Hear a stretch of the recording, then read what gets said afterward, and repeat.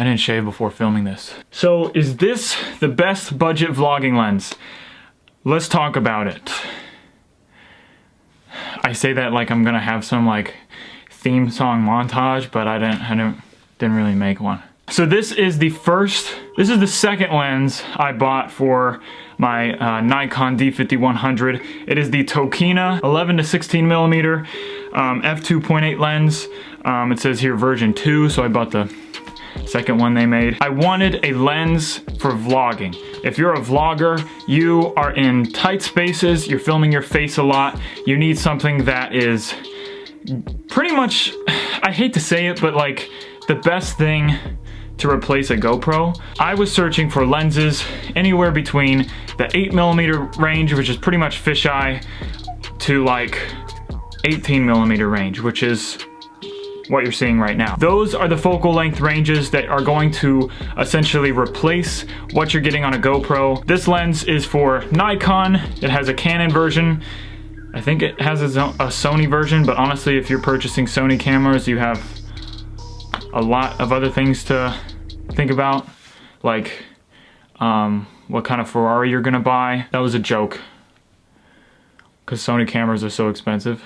So anyway, this is what I landed on. The reason I like this one is because it has low distortion. Distortion is gonna be pretty much like the fisheye effect, but you call it distortion when it's like unintentional. That's when it has like a bit of like a fisheye look, like curving at the edges of the frame. This does not have that, so that's why I liked it. It's got a constant f2.8 aperture, so that means when you zoom in, the frame does not get darker, the aperture is not going to change, it's gonna stay just as bright as it was when you were all the way zoomed out. The autofocus, I'm gonna say, is not really that necessary.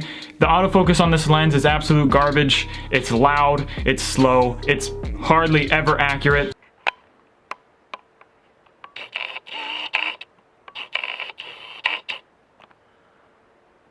But that's not why I got it.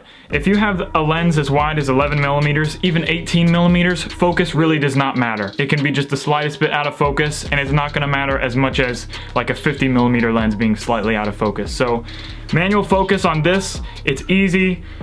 It's really like you just set it and it's fine. It's not gonna make noise while you film. It's not gonna be hunting for your face to find and focus while you film. There we go, now I'm in focus. As you can see, it's hunting the whole time, and I'm out of focus now. So it wasn't a deal breaker that the autofocus was trash, and I think that's what keeps this lens at such a low price point. When I bought this lens, I bought it for $445. Meanwhile, lenses for Canon, or lenses with higher apertures, or prime lenses would go around upwards of $500 to $700. So that's why I like this one. It's got a really smooth zoom feature. It's such a smooth weighted dial that I really like that. Cheap lenses, they have fast, you know, plasticky zoom rings that are just not gonna have a cinematic zoom. I don't think I really zoomed it that much with that lens, but still, it's a good to have. I mean, you're spending a bunch of money on a lens, you gotta get the most out of it you can, right? Those are the things that led me to buy this lens, and when I finally got it, I was very impressed. I was super impressed with the wide angle use of it. I'll throw some test footage on right now, but this lens gets super wide and it looks normal. Like, it's not gonna look like you're in a fishbowl and you have a humongous nose and your face is the curvature of the earth. Now, it is a zoom lens and it has a constant aperture, but it's only zooming from 11mm to 16mm, which is hardly a zoom at all.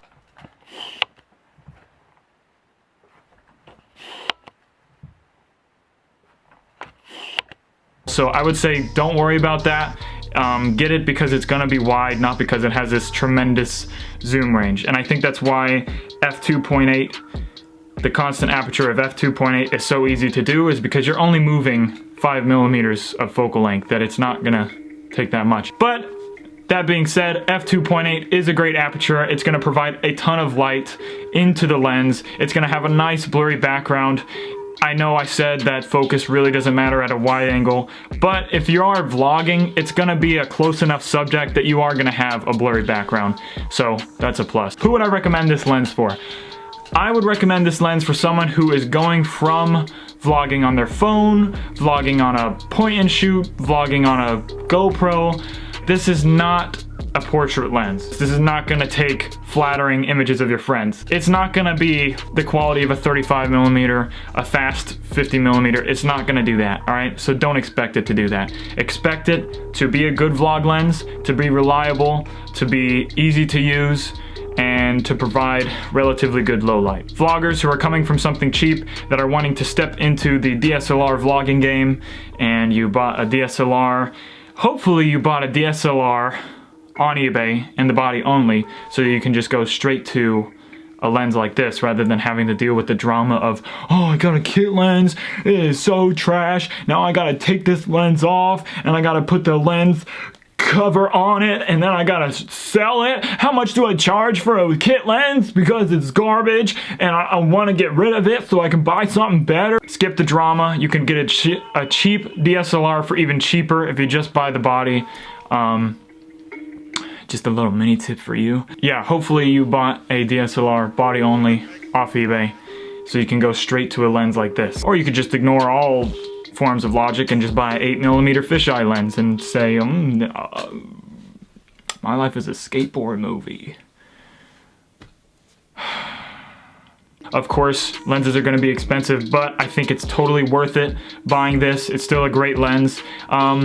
It's not a portrait lens, but I think another advantage of it is that it's going to take great landscapes. If you're like standing right at the base of a building and you can't back up anymore, this is gonna definitely take some great photos for you.